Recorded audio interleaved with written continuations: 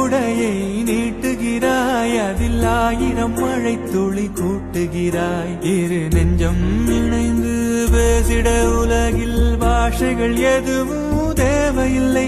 சிறு புல்லில் உறங்கும் பனியில் தெரியும் மலையின் அழகோ தாங்கவில்லை.